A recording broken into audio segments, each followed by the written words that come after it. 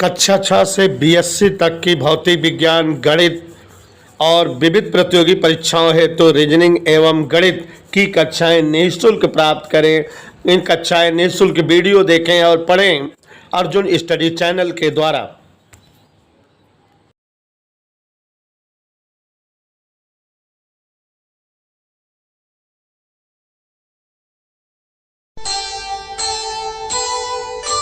कर्म करे किस्मत बने, जीवन का यह मर्म प्राणी तेरे हाथ में, तेरा अपना कर्म, तेरा अपना।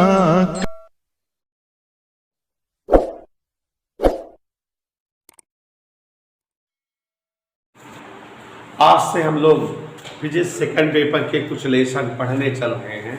जैसे पहला लेसन आपके नाम के सामने रखे हुए आप सभी के सामने प्रत्यास्थता, इलास्टिसिटी। ये लेसन बेटा पूरी तरह से थ्योरेटिकल है। 3-3 लाइन की, 2-2 लाइन की थ्योरी बनती है पूरे लेसन में और चैप्टर कंप्लीटली थ्योरेटिकल है। एक बार बता दें, लिखे हुए हो आप सभी लोग, घर पे याद कर लोगे, तैयार हो जाएगा, ठीक है। और आपको बताना चाहेंगे कि सेकंड पेपर अगर तेज नहीं पढ़ा गया या पढ़ाया नहीं गया तो छूट जाता है 8-10 लेसन हर जो है कोचिंगों में, स्कूल में, क्योंकि 23 लेसन है सेकंड पेपर, 23 लेसन। अब समझ रहे हैं, फरवरी मार्च से ही लोग बोर्ड की 12 की क्लास शुरू कर देते हैं। फरवरी तक जो है एग्ज़ाम वगैरह सब हो जाते हैं, तो इसलिए इसको तेज पढ़िएगा। सेकंड पेपर 23 लेसन है, आप समझ लीजिए। जस्ट फर्स्ट का डबल, फर्स्ट में 11, इसमें 23। तो ध्यान दीजिए जरा। सबसे पहले बच्चों विरूपक बल, छोटी छोटी परिभाषाएं हैं और हमारा उद्देश्य है कि हम कुछ ऐसी ट्रिक से पढ़ाएं कि जिससे आपको तुरंत याद हो जाए। विरूपक बल, डिफॉर्मिंग फोर्स, सभी लोग हमारे समझिएगा। डिफॉर्मिंग फोर्स, विरूपक बल। देखो बच्चों, हम लोग हिंदी पढ़ते हैं, ये जो शब्द है विरूपक, चलो इसको तोड़ दिया जाए 2-3 शब्दों में। विरूपक, वी प्लस रूप प्लस का, ठीक है। वी प्लस रूप प्लस का। वी मीन्स बदलना या बदल दे, रूप मीन्स आकृति या आकार या दोनों का मीन्स को परिभाषा बन गई। अगर कोई वस्तु है उस पर हम कोई ऐसा बल लगा दे जिससे इसकी आकृति या आकार या दोनों बदल जाए तो उसी बल को हम विरूपक बल कहेंगे। जैसे बेटा बाल में जो लड़कियां रबड़ लगाती हैं उसको हाथ में पकड़ो, तेजी से बल लगाते जाओ तो उसका आकार बढ़ जाएगा ना, आकार बदल गया कि नहीं।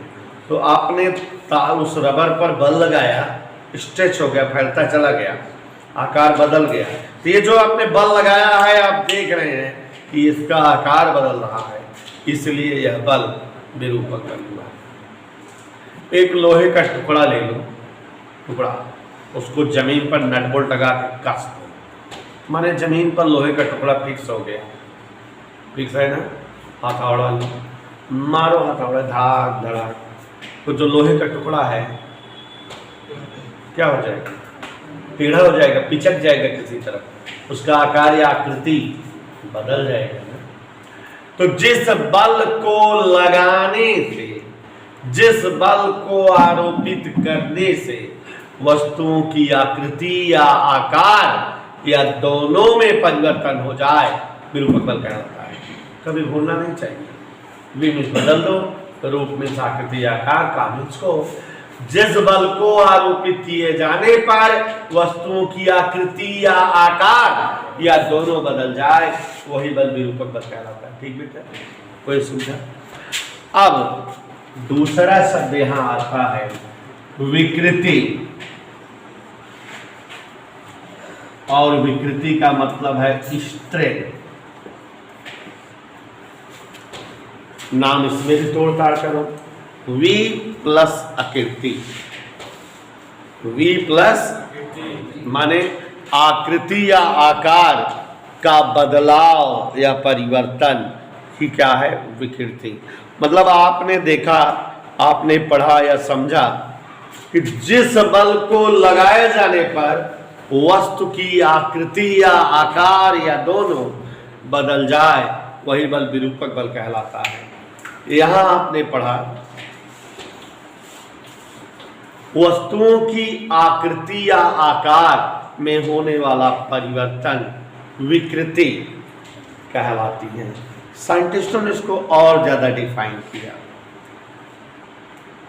कोई वस्तु की लंबाई 4 सेमी है, बल लगाएं 1 सेमी बढ़ गया, तो 4 के सापेक्ष 1 बढ़ा है, माने 1/4 इसको कहोगे, इसे कहा विकृति। 1 क्या है, लंबाई में परिवर्तन, 4 क्या है, ओरिजिनल लंबाई। तो ओरिजिनल लंबाई के सापेक्ष जो परिवर्तन हो उसे ही हम जो है विकृति कहते हैं। थोड़ा और सरल भाषा में बता दे रहा हूं, वस्तुओं की आकृति या आकार में होने वाला भिन्नात्मक परिवर्तन। जैसे अगर वस्तु की आकृति ओरिजिनल x है, उसमें परिवर्तन डेल्टा x हुआ, तो यहाँ विकृति डेल्टा x बटेगा। ठीक है, तो विरूपक बल समझ गए, और विकृति का मतलब आकृति या आकार में हुआ भिन्नात्मक परिवर्तन। सभी साथी ध्यान देंगे, आकृति या आकार में हुआ भिन्नात्मक परिवर्तन विकृति कहलाती है। अगर वास्तविक आकार x हो, आकार में परिवर्तन डेल्टा x, तो यही विकृति कहलाएगा। आकार परिवर्तन बटे वास्तविक आकार। कोई डाउट किसी को? वस्तुओं की आकृति या आकार में होने वाला भिन्नात्मक परिवर्तन विकृति कहलाती है। आकृति या आकार में होने वाला भिन्नात्मक परिवर्तन, क्लियर सबको?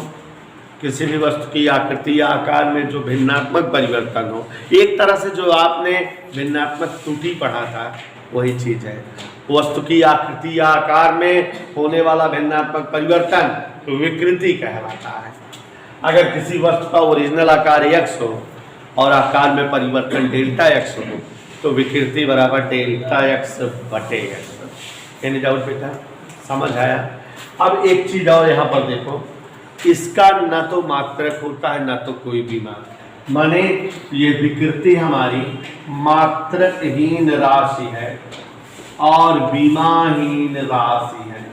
न इसका कोई मात्रक है न कोई इसकी बीमा। और आपको एक बात बताना चाहेंगे बच्चों कि विकृति वस्तुओं की आकृति या आकार का जो भिन्नात्मक परिवर्तन है, आकृति आकार अलग अलग तरीके से बदलता है, इसलिए विकृति अलग अलग तरह की होती है। और आपको पता होना चाहिए कि अभी मैं आपको 4 प्रकार की विकृति समझाऊंगा। कितने प्रकार की विकृति? मुख्य रूप से 3 विकृतियां ही हमारे लेसन में हैं, लेकिन थोड़ा सा कॉम्पिटिटिव दृष्टिकोण से एक विकृति चौथी भी हम बताए हुए हैं। यहाँ देखिए, अनुदैर्ध्य या रेखी विकृति। और आपको समझाना चाहेंगे कि परिभाषाएं बड़ी सरल है। अनुदैर्ध्य या रेखी विकृति, प्यारे बच्चों, इसे अल्फा से व्यक्त करते हैं। अनुदैर्ध्य या रेखी विकृति, अगर कोनो वस्तु है और उस पर विरूपक बल लग रहा है और उसकी लंबाई में ही परिवर्तन अगर दिख रहा है, तो वहां विकृति अनुदैर्ध्य या रेखी विकृति है। जैसे भी हम रबर लिए थे, उस पर बल लगा रहे थे, तो रबर की केवल लंबाई बढ़ रही थी, है ना? तो यहाँ जो विकृति होगी वो कौन सी विकृति होगी? अनुदैर्ध्य या रेखी विकृति। तो परिभाषा अपने आप बना लोगे ना। किसी वस्तु की लंबाई में होने वाला भिन्नात्मक परिवर्तन अनुदैर्ध्य रेखी विकृति कहलाता है। किसी वस्तु की लंबाई में होने वाला अनुदैर्ध्य या रेखीय विकृति कहलाता है। कोई दिक्कत? कहाँ परिवर्तन? वस्तुओं की लंबाई में होने वाला भिन्नात्मक परिवर्तन अनुदैर्ध्य या रेखीय विकृति कहलाता है। अगर किसी वस्तु की लंबाई l हो और लंबाई में परिवर्तन डेल्टा l हो तो अनुदैर्ध्य या रेखीय विकृति बराबर डेल्टा l बटे l। याद हो गई अभिनव बेटा? परिभाषा कठिन तो नहीं है ना। उसके बाद आयतनात्मक विकृति या आयतन विकृति, इसी को कुछ लोग अभिलंब विकृति भी कहते हैं। इसका कोई प्रतीक नहीं है। अब बच्चों परिभाषा अपने आप समझ गए होंगे कि अगर किसी वस्तु पर विरूपक बल लगाएं और उसका संपूर्ण आयतन बदलता दिखे तो वस्तुओं के आयतन में होने वाला भिन्नात्मक परिवर्तन आयतनात्मक विकृति या अभिलंब विकृति कहलाती है। और बच्चों अगर वस्तु का वास्तविक आयतन भी हो, आयतन में परिवर्तन डेल्टा भी हो तो आयतन विकृति डेल्टा भी बटा भी। याद रहेगा बेटा? तो किसी वस्तु के आयतन में होने वाला भिन्नात्मक परिवर्तन आयतन विकृति कहलाती है। कोई डाउट किसी को? समझ आ रहा? परिभाषाएं नाम से बन जा रही हैं। अब तीसरी परिभाषा, तीसरी विकृति है स्पर्श रेखीय विकृति या अपरूपण विकृति। अगर बच्चों किसी वस्तु पर विरूपक बल लगाओ और विरूपक बल के प्रभाव से वस्तु का आकृति बदल जाए, टेढ़ी हो जाए, तो वो जो परिवर्तन होता है उसे अपरूपण विकृति कहते हैं। और अपरूपण विकृति को थीटा से व्यक्त करते हैं। किससे व्यक्त करते हैं? अभिनव बेटा शुरुआत में जब ये सब चीजों के बारे में साइंटिस्टों ने किया था, बताया था, तो विकृति केवल 3 ही थी। लेकिन जब दुनिया आगे बढ़ी, लोग आगे पढ़ने लगे, तो एक बात दिमाग में कौन थी कि जैसे कोई तार है, रबर का ही है, खींचते जा रहे हो, खींचते जा रहे हो, तार में कहाँ परिवर्तन हो रहा है? लंबाई। तो तार लंबा होता जा रहा है, होता जा रहा है, होता जा रहा है, होता जा रहा है, माने हमें समझ में आ रहा है कि लंबाई के अनुदित भिन्नात्मक परिवर्तन हो रहा है, अनुदैर्ध्य विकृति या रेखीय विकृति है। लेकिन कुछ विद्वानों ने यहाँ क्वेश्चन पुट अप कर दिया कि जब तार लंबा होता जाता है तो पतला भी होता जाता है। मोटा तार है, खींचो लंबा करो तो पातर हो जाए, और ज्यादा लंबा कह दे टूट जाए पट्टा से। पतला होते होते होते होते एकदम समाप्त होता क्या है कि जो तार का व्यास या त्रिज्या गोलाई वो घटने लगती है, घटते घटते शून्य हो जाती है। तो यहाँ पर इसका मतलब व्यास में भी परिवर्तन होता है। तो किसी तार पर विरूपक बल लगाए जाने से उसमें लंबाई में भिन्नात्मक परिवर्तन अनुदैर्ध्य या रेखीय विकृति के साथ साथ व्यास में भी परिवर्तन होता है। लंबाई बढ़ती है लेकिन व्यास घटता जाता है, तार पतलाता जाता है। और जब जो है लंबाई के साथ साथ व्यास में परिवर्तन होता है तो इसे हम जो है अनुप्रस्थ विकृति, लॉन्गिट्यूडिनल स्ट्रेस कहते हैं। और ये कंप्यूटर दृष्टिकोण से है अनुप्रस्थ विकृति।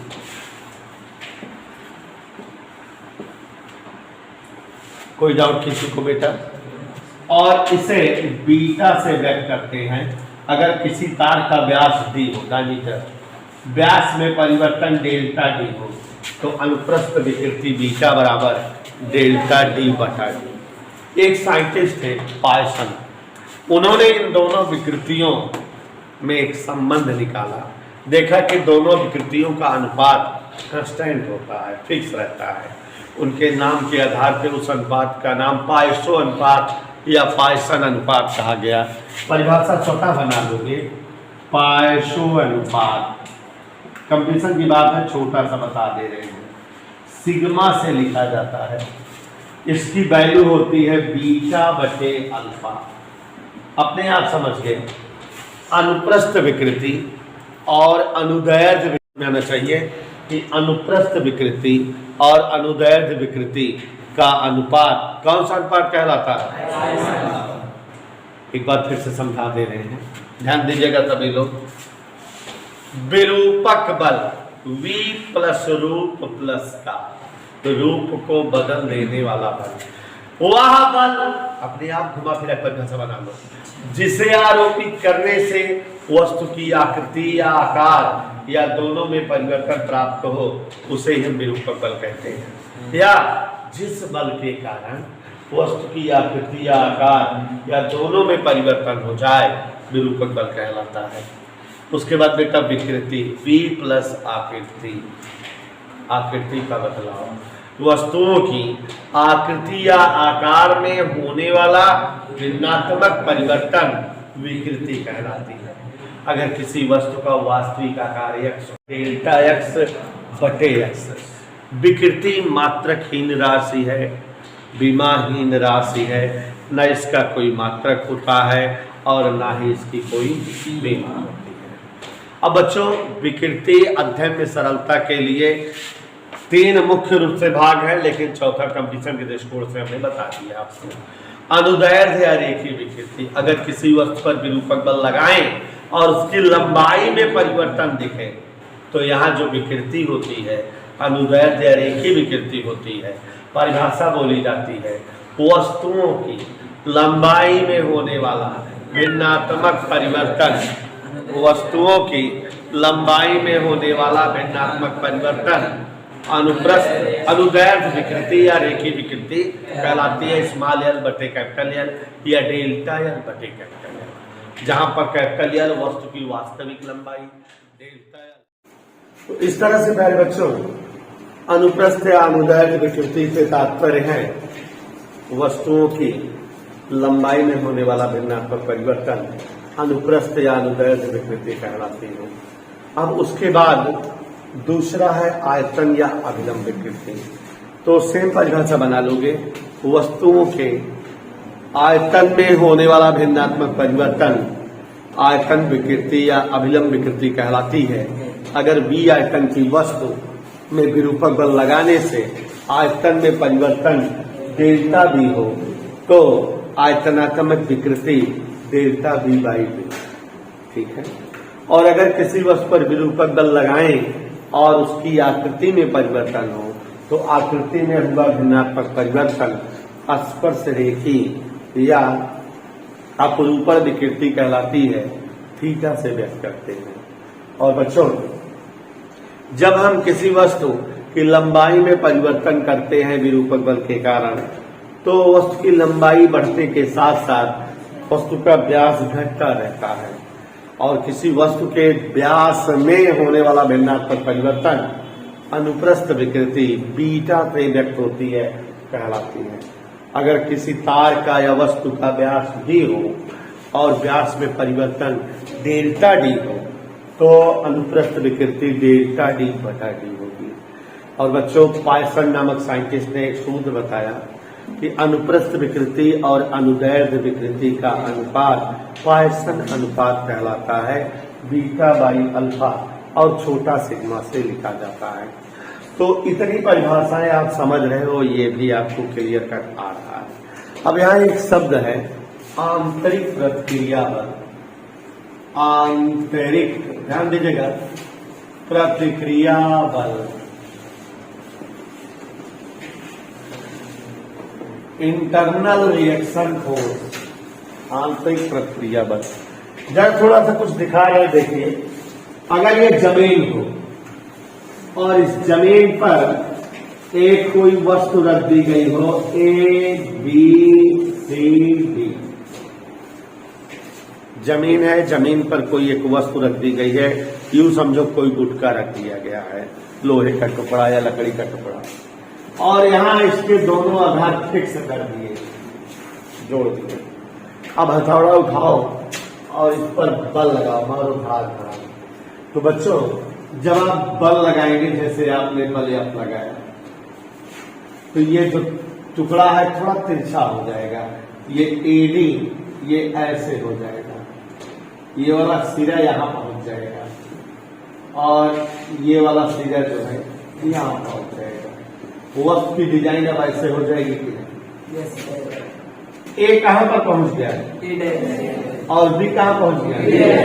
ये वस्तु ऐसे हो गई। आपने विरूपक बल लगाया, वस्तु की आकृति या आकार में परिवर्तन दिखने लगा, और आपने बल लगाया F, जिससे वस्तु की आकृति या आकार में परिवर्तन हो गया। याद करो चाचा न्यूटन को, मर गए बता के कि जब किसी वस्तु पर बल लगाते हैं, क्रिया किसी वस्तु पर की जाती है, तो वस्तु उतना ही परिमाण और विपरीत दिशा का प्रतिक्रिया लगाती है। तो अगर आपने इस वस्तु पर बल F लगाया है, तो वस्तु के भीतर इसी बल के बराबर F ही, किंतु विपरीत दिशा का कौन सा बल उत्पन्न होगा? प्रतिक्रिया बल। ये जो बाहर आपने विरूपक बल लगाया है, ये वस्तु का आकार बदल रहा है, और ये जो अंदर प्रतिक्रिया बल उत्पन्न हो रहा है, ये वस्तु के आकार में परिवर्तन का विरोध कर रहा है। हो सकता है ये बल प्रभावी रहे, ये हटा लो, इस बल कारण वस्तु पहले जैसी हो जाएगी। नहीं समझे? अगर बल लेते हो, आप ताकत लगा खींचते हो, बल लगा के खींचते हो, बढ़ जाती है, छोड़ देते हो, खर से पहले जैसे हो जाती है। तो आपने तो बल लगाकर आकार बदला, निश्चित तौर पे उसके भीतर कोई ऐसा बल उत्पन्न हुआ जो हमारे द्वारा किए गए आकार परिवर्तन का विरोध किया, और हमारे द्वारा लगाए गए बल को हटा लेने पर वस्तु को पहले जैसी कर दिया। वही बल क्या है?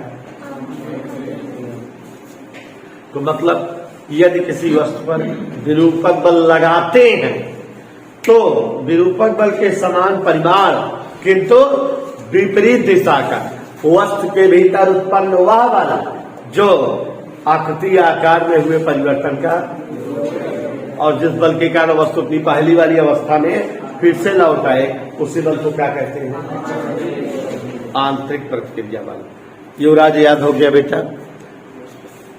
वस्तुओं के भीतर उत्पन्न हुआ बल जो वस्तु की आकृति या आकार परिवर्तन का विरोध करे, और विरूपक बल को हटा लेने पर वस्तु को प्रारंभिक अवस्था में पुनः ला दे, कौन सा बल कहलाता है? आंतरिक प्रतिक्रिया बल। जैसे बेटा यहाँ पर कोई वस्तु हो 4 वर्ग मीटर की, कितना? और वस्तु के भीतर 24 न्यूटन का बल बन गया उसको सही करने का, तो 4 वर्ग मीटर क्षेत्रफल वाली वस्तु में कितना बल उत्पन्न हो रहा है? 24 न्यूटन। तो 1 वर्ग मीटर क्षेत्रफल वाली वस्तु में कितना बल उत्पन्न होगा? 6। और किसी वस्तु के इकाई क्षेत्रफल पर जितना आंतरिक प्रतिक्रिया बल लगता है उसे हम प्रतिबल कहते हैं। क्या कहते हैं? प्रतिबल। स्ट्रेस, ध्यान दीजिएगा इधर, वस्तुओं के प्रति एकांक क्षेत्रफल पर, वस्तुओं के प्रति एकांक क्षेत्रफल पर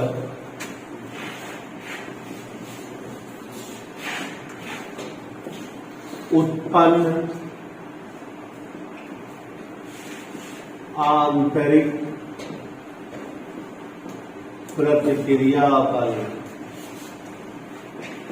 प्रतिबल कहलाता है। प्रतिबल बराबर बल बटे क्षेत्रफल, मात्रक इसका न्यूटन प्रति वर्ग मीटर, बिनी सूत्र इसका ये हम निकाल सकते हैं -1 T-2। ये 2 नए शब्द आ गए जिसमें पहला शब्द आपको दिक्कत दे रहा है। आंतरिक प्रतिक्रिया बल एक बार और समझो, किसी वस्तु के भीतर बनता होगा उत्पन्न वह बल जो वस्तु की आकृति आकार परिवर्तन का, जिसकी दिशा विरूपक बल की दिशा के परिमाण समान हो, वही बल क्या कहलाता है? और एकांक क्षेत्रफल पर लगने वाला आंतरिक प्रतिक्रिया बल प्रतिबल कहलाता है। यदि एक क्षेत्रफल पर आंतरिक प्रतिक्रिया बल F लगे तो प्रतिबल बराबर F पाने। वस्तुओं के प्रति एकांक क्षेत्रफल पर लगने वाला आंतरिक प्रतिक्रिया बल प्रतिबल कहलाता है। और बच्चों, प्रतिबल भी 3 प्रकार का होता है। माने प्रतिबल कौन सा बल है? जो आकृति परिवर्तन का विरोध हो रहा हो और वस्तु पहले जैसी कर रहा हो, वही तो है। तो प्रतिबल 3 प्रकार का होता है। अनुदैर्ध्य या रेखीय प्रतिबल,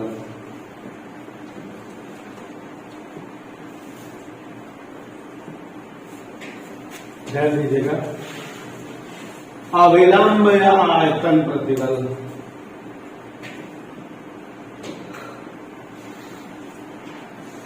स्पर्श रेखीय या अपरूपक प्रतिबल। प्रतिबल कितने प्रकार के हैं? परिभाषा आपको याद होनी चाहिए, बता देंगे। वस्तुओं के प्रति एकांक क्षेत्रफल पर लगने वाला आंतरिक प्रतिक्रिया बल प्रतिबल कहलाता है। प्रतिबल में 3 प्रकार होते हैं। अनुदैर्ध्य या रेखीय, अविलंब या आयतन, स्पर्श रेखीय या अपरूपक।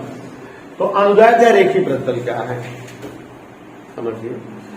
जब विरूपक बल के कारण किसी वस्तु की लंबाई के अनुदिश परिवर्तन हो तो आवश्यक प्रतिबल अनुदैर्ध्य या रेखीय प्रतिबल कहलाता है। माने जब उसकी लंबाई में परिवर्तन किए हो तो उसको समाप्त करने के लिए जिस प्रतिबल की आपको आवश्यकता है या जो प्रतिबल इस समय काम करे, वही क्या कहलाता है? अनुदैर्ध्य या। साक्ष्य में कैसे बोलोगे? वस्तुओं के लंबाई के अनुदिश परिवर्तन होने पर आवश्यक प्रतिबल अनुदैर्ध्य या रेखीय प्रतिबल कहलाता है। वस्तुओं के आयतन के अनुदिश परिवर्तन होने पर आवश्यक प्रतिबल अविलंब या आयतन प्रतिबल कहलाता है। और वस्तुओं की आकृति के अनुदिश परिवर्तन होने पर आवश्यक प्रतिबल स्पर्श रेखीय या अपरूपण प्रतिबल कहलाता है। समझ आया? किसी वस्तु के लंबाई के अनुदिश परिवर्तन होने पर आवश्यक प्रतिबल कौन सा प्रतिबल कहलाता है? और वस्तुओं के आयतन के अनुदिश परिवर्तन होने पर आवश्यक प्रतिबल और वस्तुओं के आकृति में परिवर्तन होने पर आवश्यक प्रतिबल। प्यारे साथियों, अनुदैर्ध्य प्रतिबल का सूत्र होता है यह अपान से। यह मतलब जो तार पर बल लगा हो mg, और ए मतलब तार का क्षेत्रफल। मानिए ये 2 सूत्र से अनुदैर्ध्य प्रतिबल व्यक्त होता है।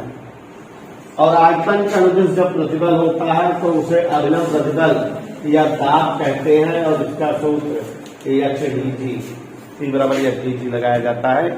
आगे पाठ में पढ़ाएंगे। द्रव द्वारा आरोपित दाब P बराबर HdG होता है।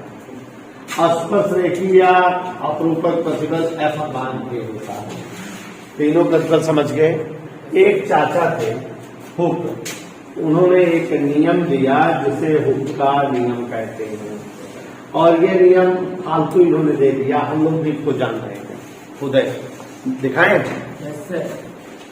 जैसे कोई ये तार हो, तार को थोड़ा सा खींच दो, 1 सेंटीमीटर खींचो, ताकत लगा के छोड़ दो, पहले जैसा हो जाएगा कि नहीं? तो इस तार के अंदर कोई बल पैदा हुआ, जिसने इसको पहले जैसा कर दिया, माने आंतरिक प्रतिक्रिया बल या प्रतिबल उत्पन्न हुआ जो इसको पहले जैसा कर दिया। तार आपने कितना खींचा था? 1 सेंटीमीटर। तो थोड़े बल से ये पहले जैसा हो गया होगा, माने थोड़े प्रतिबल की आवश्यकता हुई होगी 2-3 न्यूटन की। लेकिन आप तार को 4 सेमी लंबा खींच दो, ज्यादा खींच दो, तो जब बल हटाओगे तो इसको पहले जैसा होने के लिए ज्यादा बल की आवश्यकता होगी, कम? ज्यादा। परिवर्तन थोड़े करे रहा तो का समाप्त करे बिना कम बल चाहिए, परिवर्तन ज्यादा करे रहा तो का समाप्त करे बिना। माने जो प्रतिबल है के पे डिपेंड करता बा आकार परिवर्तन को। कम आकार बदलत बा तो का खत्म करे बिना कम बल चाहिए। थोड़े खींचे यही तो थोड़े बल से खत्म हो जाए परिवर्तन, ज्यादा खींचे यही ज्यादा बल लगाओ एक पड़े खत्म करे बिना। तो आकार परिवर्तन खत्म के करता प्रतिबल, और जौन आकार परिवर्तन हो तो का विकृति। प्रतिबल के पे डिपेंड करता बा। कम विकृति है तो प्रतिबल का चाहिए कम, ज्यादा विकृति है तो लघु विकृतियों की सीमा के भीतर एक छोटा शब्द हर परिभाषा में लगाएंगे। लघु विकृतियों की सीमा के भीतर माने परिवर्तन हमेशा कम रखे का, ज्यादा कह दो तार और टूट जाएंगे, तभी सब फिर नियम न लागे। तो यहाँ देखो, लघु विकृतियों की सीमा के भीतर प्रतिबल सदैव विकृति के समानुपाती होता है। यही है हुक का नियम। याद हो गया कि नहीं? मैंने बता दो ना, याद हुआ हो तो क्या बताए?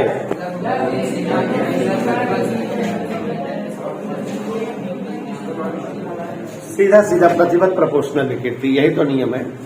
लघु विकृतियों की सीमा के भीतर प्रतिबल सदैव विकृति के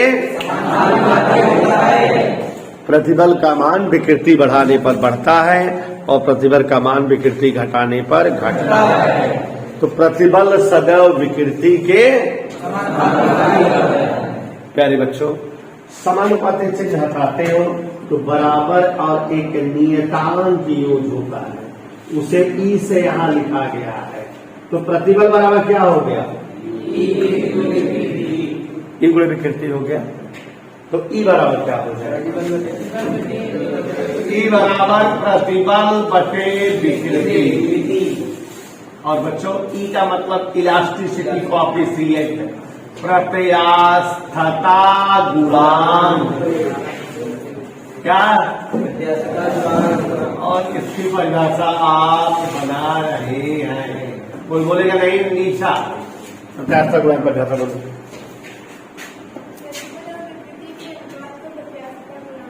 गुड, लेकिन थोड़ा सा और दिमाग लगाना चाहिए साथ को। हर परिभाषा में एक शब्द जोड़ देना है। लघु विकृतियों की सीमा के भीतर प्रतिबल एवं विकृति का अनुपात प्रत्यास्थता गुणांक कहलाता है। It's okay. लघु विकृतियों की सीमा के भीतर प्रतिबल एवं विकृति का अनुपात प्रत्यास्थता। याद हो गया? कै प्रतिबल है? कै विकृति है? 3। मेन 3 ही है ना, हम बताए थे। तो फिर प्रत्यास्था गुणांक भी 3 ही होगा। चलो मजा ले, मजा ले। यहां पर ये कौन सा प्रतिबल है? तो इसके साथ जोड़ा लगा दो अनुदैर्ध्य विकृति का। चलो बोलिए, अनुदैर्ध्य प्रतिबल और अनुदैर्ध्य विकृति का अनुपात यंग प्रत्यास्था गुणांक। फिर दूसरा वाला ले लो, अभिलंब प्रतिबल और आयतन विकृति का अनुपात आयतनात्मक प्रत्यास्था गुणांक। तीसरा वाला ले लो, स्पर्श रेखी प्रतिबल और स्पर्श रेखी विकृति का अनुपात दीर्घता। देखो, कल बताए थे कि प्रत्यास्था गुणांक भी कई प्रकार का है। पहले का नाम है यंग प्रत्यास्थता, वाई से लिखा जाता है, और दूसरे का नाम है आयतनात्मक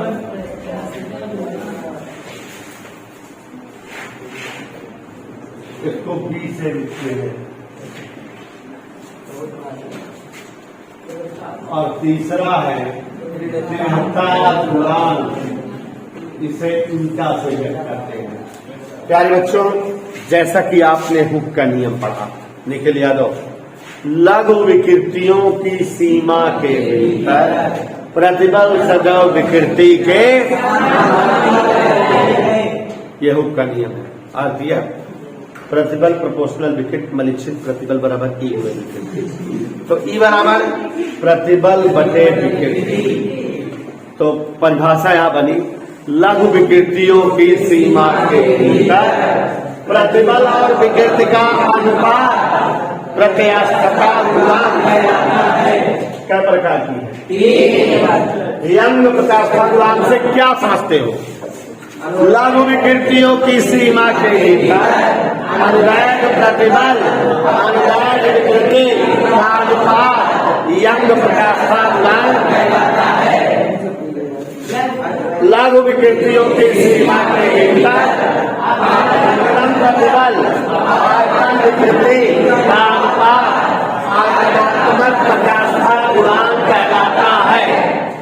लघु विकृतियों की सीमा के प्रतिबल अपरूपण विकृति का अनुपात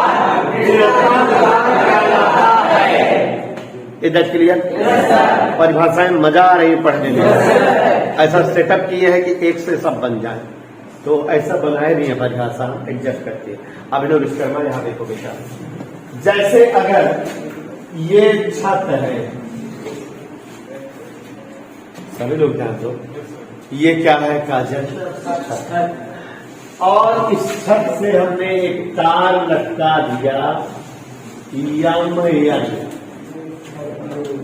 यम लंबाई का। कितने लंबाई का तार है ये?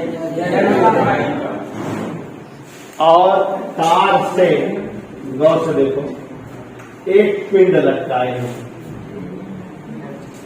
यम द्रव्यमान का। जब तार से कोई पिंड लटकेगा तो तार नीचे बढ़ जाएगा। तार की लंबाई में परिवर्तन, तार की लंबाई में बढ़ोतरी हो गई, ये यहां से यहां तक। स्मॉल चित्र सभी बच्चे ध्यान दें, तार कितना लंबा लिए हैं, कितना लंबाई का पिंड लटका है, कितना तार बढ़ गया, किसमें परिवर्तन हो रहा है, कौन सी विकृति होगी, अनुदैर्ध्य। चलिए इधर देखिए, अनुदैर्ध्य विकृति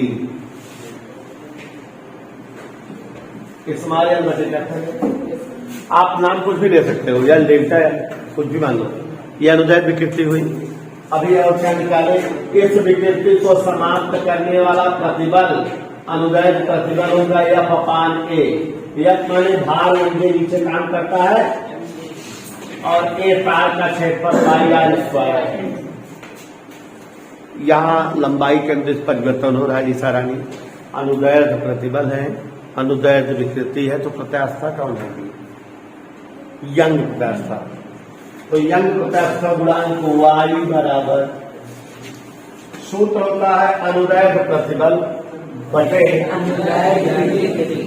तो ऊपर अनुदैर्ध्य प्रतिबल क्या है, mg बटा विकृति कितना है, तो y बराबर नीचे क्या ऊपर गया mg और ऊपर वाला पाई आ गया। ये किसका सूत्र आ गया, ठीक है, गंभीर के गौतम। अब बच्चों, अगर V आयतन की वस्तु हो और उस पर दाब लगाने पर या बल लगाने पर उसके आयतन में परिवर्तन डेल्टा हो, यहाँ कौन सी विकृति होगी, आयतन विकृति का सूत्र क्या होगा, आयतन विकृति डेल्टा V बटा E, और यहाँ प्रतिबल P होता है। आयतनात्मक प्रत्यास्थता गुणांक अभिलंब प्रतिबल P बटे आयतन विकृति, यही तो होता है। तो B बराबर P बटा इट्स ओके। डेल्टा गुणांक लघु विकृतियों की सीमा के भीतर स्पर्शरेखी प्रतिबल और स्पर्शरेखी विकृति का अनुपात डेल्टा गुणांक। प्यारे बच्चों, स्पर्शरेखी प्रतिबल क्या है,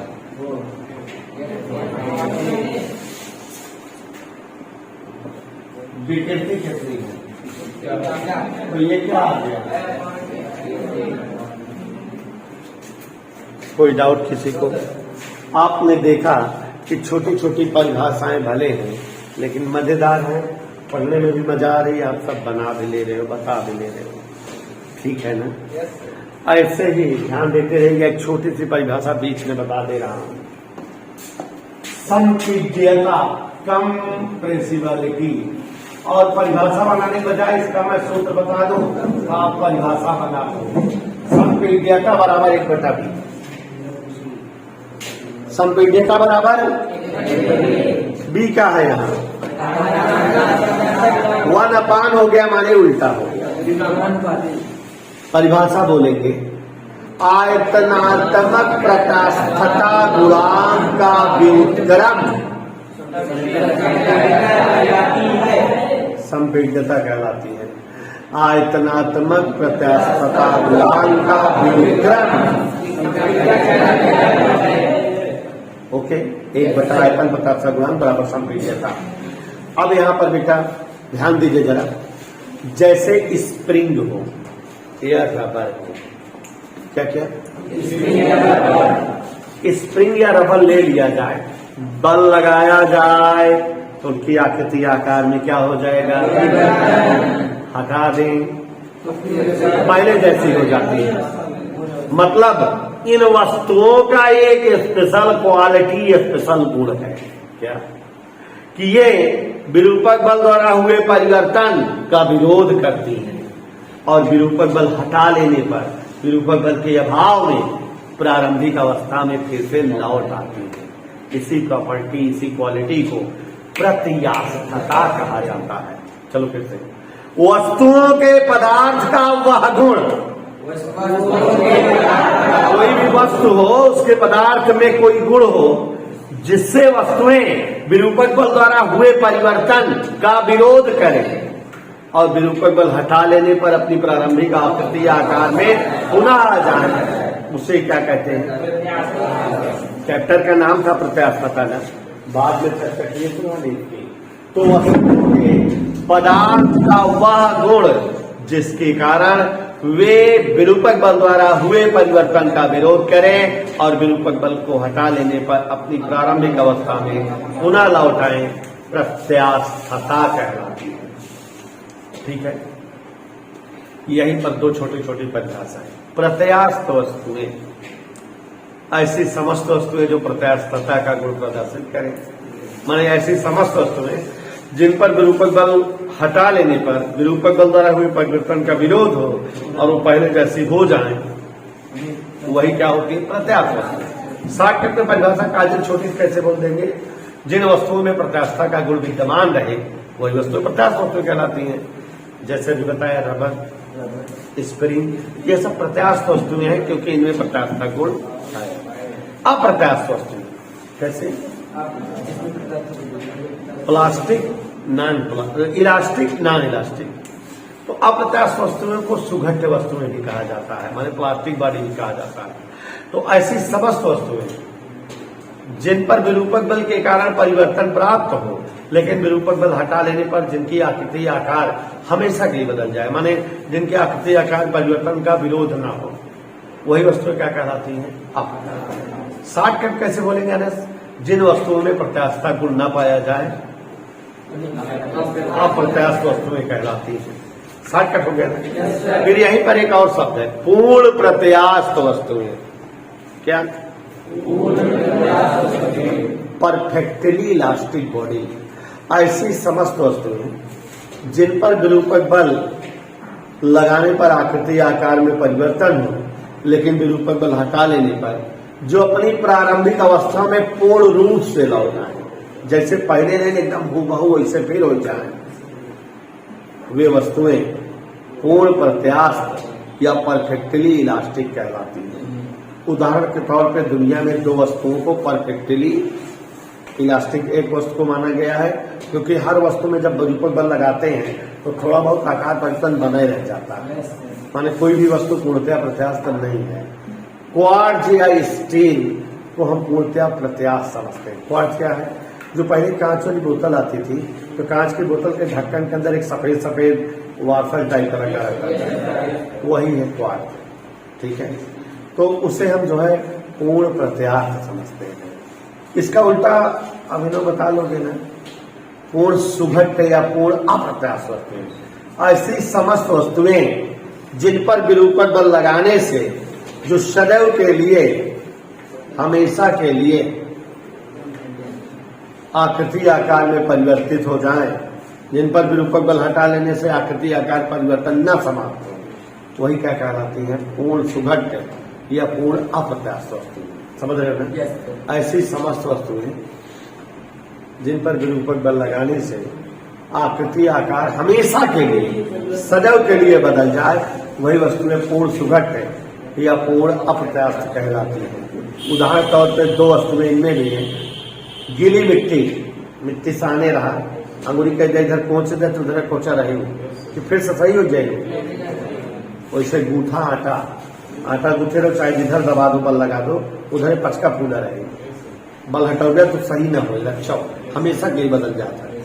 ठीक है, तो गूथा आटा, गीली मिट्टी पूर्ण अप्रत्यास्थ वस्तु में है। नहीं राहुल बेटा, कहीं कोई दिक्कत?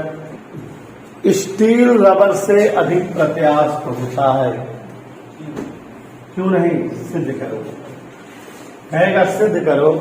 स्टील की प्रत्यास्थता रबर से अधिक होती है। स्टील रबर से अधिक प्रत्यास्थ होगा, तो सिद्ध करके दिखाते हैं। देखो बच्चों, बड़ा ही मैथमेटिकल तरीके से मान ले रहे हैं, दो तार हैं अपने पास, एक स्टील का है, एक रबर का। दोनों तार समान लंबाई के हैं, यह लंबाई का तार स्टील का भी है, यह लंबाई का रबर का है। दोनों की त्रिज्या समान समान है। स्टील के तार की लंबाई भी त्रिज्या स्मॉल आर है, रबर के तार की भी त्रिज्या स्मॉल आर है। देखो जरा काजल,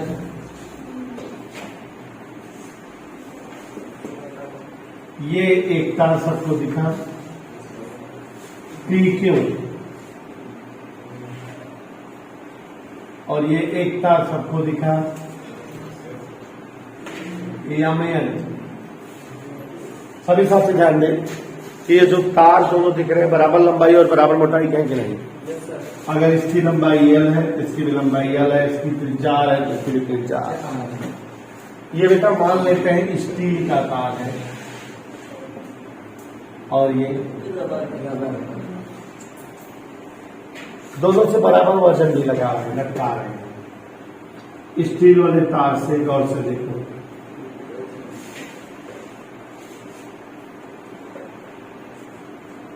एम द्रव्यमान का फील्ड लटका है, इसका भार किधर काम किया? इसकी लंबाई में कुछ परिवर्तन होगा,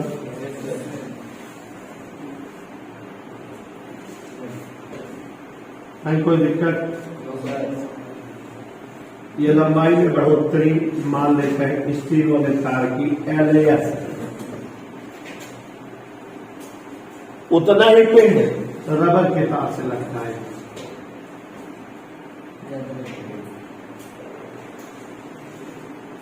इस चित्र का वर्णन क्या कर दे? माना यह लंबाई वाले रबर व स्टील के तार हैं। यह लंबाई वाले रबर और जिनकी त्रिज्याएं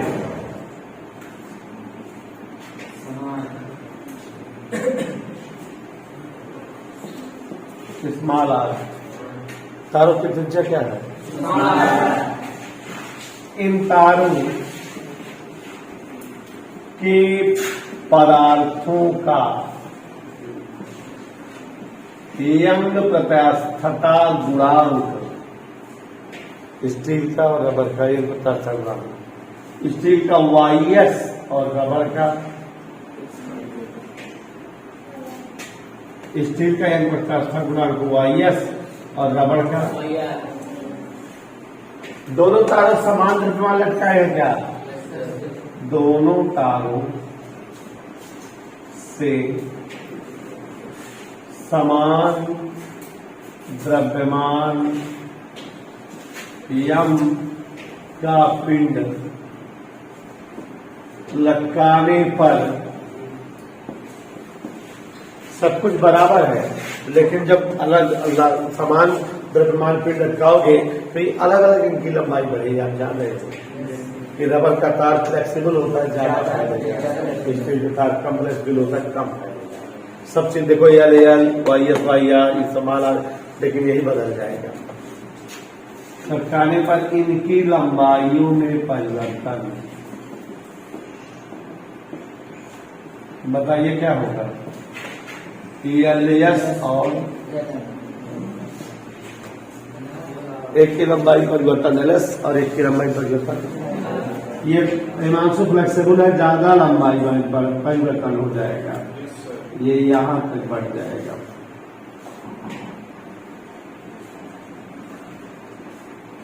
यहाँ ये इसकी लंबाई का परिवर्तन है एल आर, एल एस इतना है, एल आर इतना है, दिख रहा है, समझ आया। इसलिए स्टील के तार, यहां तक समझ में आ गया सबको। इस चित्र का वर्णन है तार का यंग प्रत्यास्थता गुणांक। अभी अभी कुछ देर पहले यंग प्रत्यास्थता गुणांक का सूत्र डिराइव किए थे, वाई बराबर एम जी एल बटा पाई आर स्क्वायर। तो वही लिखे एम जी एल बटा pi are square L S, यही है रबर के तार हेतु।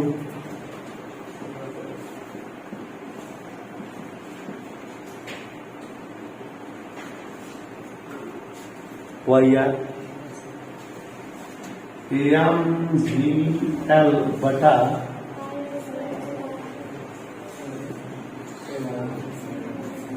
कैसे समीकरण बन गए?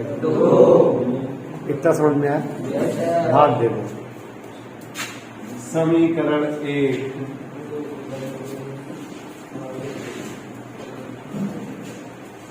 समीकरण एक को 2 से भाग दे दे।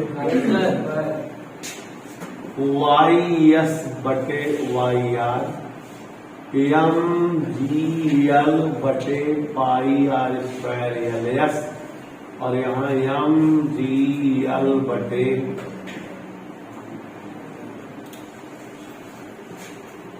कोई डाउट? मान रखते समीकरण एक और 2 का करें मिस करना जी sir. Pi are square m ji l सब कट गया, वाई एस बटे वाई आर नीचे का ऊपर गया।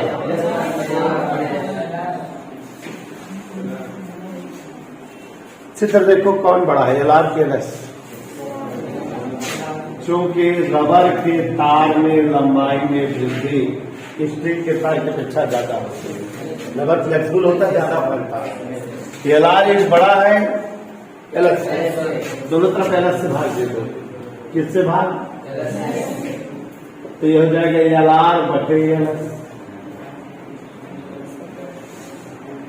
Greater L S L S.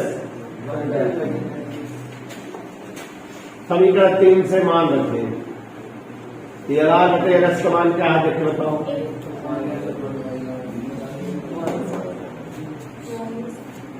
तो यहां इसको हटा क्या लिखेगा? ग्रेटर देन तिरछा गुणा वाई एस तिरछा गुणा वाई आर एकदम वाई आर। क्या आ गया? स्टील के तार की प्रत्यास्थता गुणांक रबर के तार की प्रत्यास्थता गुणांक से अधिक है। आ गया कि नहीं? डेरिवेशन आ गया ना। स्टील के तार का जो है प्रत्यास्थता गुणांक रबर के तार के प्रत्यास्थता गुणांक से, कोई डाउट? समझ आ गया? Y S is greater than Y R. कोई प्रॉब्लम बेटा?